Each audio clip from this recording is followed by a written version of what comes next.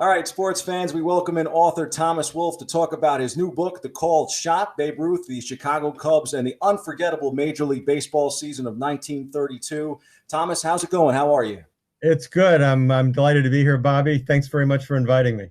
It's a great time to be a baseball fan. So excited to see the season return. I know there's been some controversy there, and this book that you have out is about a big time controversy in baseball history. Oh yeah, yeah. And isn't it remarkable that 88 years after the called shot, we're still talking about it? You look at the numbers of Babe Ruth, essentially 100 years after he has been gone from playing the game, and his numbers are so remarkable, so incredible. Do you still believe that Babe Ruth is arguably the greatest baseball player of all time?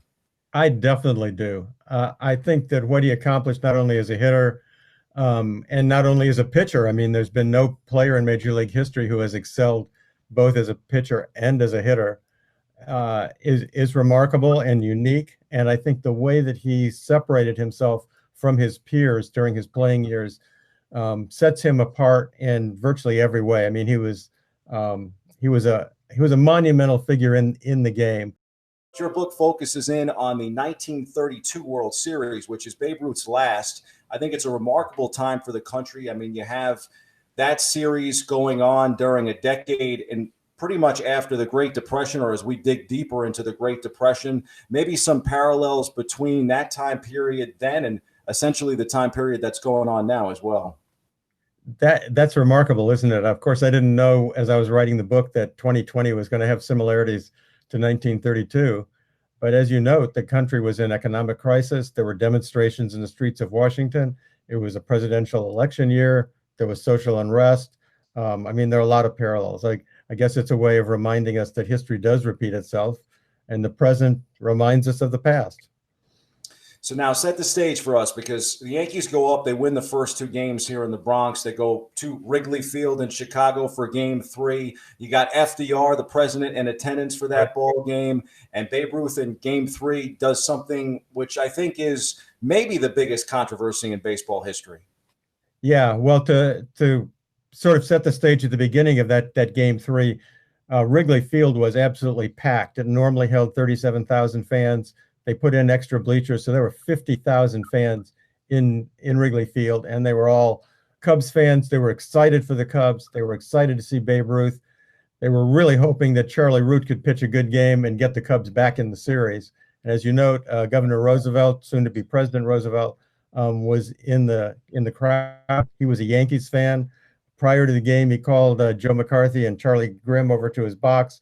And when he was talking to McCarthy, Roosevelt waved his arm toward right field as if to say, I'd like some the Yankee balls be hit out in that area. So the stage was set for what was a great game. Ruth came up in the first inning. It was his first appearance ever in Wrigley Field, and he hit a 3-run homer the first time he swung the bat in Wrigley Field.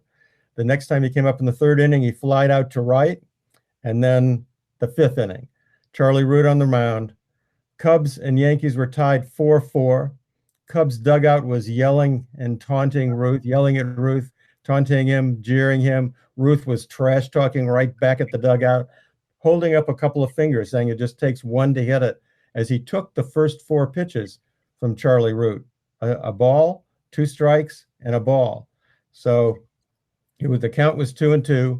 And before the fifth pitch, Ruth turned to the home plate umpire and said, if Charlie Root puts one over, I'm going to hit it out of here. And that's exactly what happened on the fifth pitch. Ruth hit it out. I don't think there really is much of an argument that he predicted the home run, that he promised it and delivered it. The only real question, and the reason we're still debating it, is whether or not he pointed to the exact spot the ball disappeared over the scoreboard in right center field. And there were 50,000 people there to see it. There were 2 videotapes of it. It's still inconclusive. It's a great, great story, whether you believe it or not. Do you believe it is Ruth's most iconic moment? Yes, I think it is. And I think that's probably because of the media attention to it. I think you could say that the predicted home run he hit in the 1926 World Series for Johnny Sylvester is pretty important. Certainly number 60 that he hit in 1927 is important. And number 714, the last home run of his career, which was the third home run he hit in that game in Pittsburgh in 1935, I think all those rank among his most iconic. But the called shot, because of the argument or dispute or appeal of the fact of that particular at bat, probably ranks number one. Well, the book does such a great job of providing that rich historical context for not only the era, but also for that World Series. And when you think about it, I'm sure the Yankees are kind of the headliners there, especially with Babe Ruth on the team. But the Cubs had a bunch of distractions that year, to say the least, honestly. Yeah. Yeah, it was a very drama-filled year for the Chicago Cubs. Started actually in December of 1931 when they traded Hack Wilson. It continued in January of 1932 before spring training when their owner, William Wrigley, died very suddenly. Spring training rolled around. Rogers Hornsby took the team to Catalina Island off the coast of California for spring training. Billy Jurgis, who was expected to be sent back down to the minors, made the team.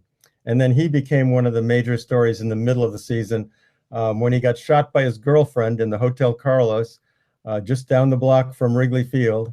You would think that would be enough drama for the Cubs, but they continued to have issues with their manager. The players didn't get along that well with Rogers Hornsby. And in the midst of a pennant race, Hornsby got fired. He got fired 99 games into the season. So all season long, really going all the way back to December of 31, it was a torturous road for the Cubs to get to the World Series. And then they had the dubious honor of playing against that 1932 Yankees team. Thomas, you're a great author. You've worked on so many different projects. And for you, what made you decide that this is the project that you wanted to work on now? I had written some pieces for the Cooperstown Symposium. I come every year up to Cooperstown and get to chat with other baseball historians. And I had written mostly about baseball in prison and baseball and literature. I was sort of thinking that doing a book on a single season would really be appealing as a research project. And once I got into 1932, I just found so much material. It took me a long time to write the book because I found so much material. But it was just, if one says that what their job is to get up in the morning and go read box scores and read biographies of baseball players and write about it, it's kind of hard to say that that's a tough line of work. But I did that for about 10 years. That's incredible. One of the things I tend to discuss with some of my baseball friends and fans is that initially at that time period, people relied on their news from newspapers and getting the stories the next day. Now, all of a sudden, everyone's getting this sort of information sent directly to their phones. So if a moment like that was to happen now, you're going to get an actual live tweet that, hey, Babe Ruth just called his own shot in the World Series. But back then, it was something to talk about over, let's say, the water cooler talk that we would talk about today. Yeah, that's a good point. And I think, of course, if that had happened today, we would not only have 2 amateur videos, we would have 15 different camera angles. We would have reporters in the clubhouse. I mean, there would be so much more sort of information overload that I think it would kill some of the beauty of the story. I think a lot of the appeal of baseball is that things are a little bit inconclusive. We rely on umpires to make judgments, and they're right maybe 95% of the time, but the fact that they're wrong 5% of the time adds drama, and it adds a layer of intrigue to the game. And I think that that's one of the things that's appealing about baseball. Well, Thomas, congratulations on the book. It's a great read, and it's available barnesandnoble.com, amazon.com. People should go out and pick it up. Really great job. I appreciate that. Thanks a lot for having me on the show. It's great to talk about it. Great to have you on, and excited for the return of baseball. And I hope that maybe we'll have the Yankees back in the World Series, called shots or not, this year. Yeah, I hope so. I think we're all really excited for the fact that there's going to be a season. It'll be a season like no other, and maybe we'll look back on this season in some ways the way we look back on some of those seasons in the 20s and 30s. You should definitely start working on the 2020 book. There's no doubt about that. Well, if it's going to take me 10 years, I definitely need to get started. Thanks again so much, Thomas. Really appreciate it. Congratulations. Thank you. Appreciate it.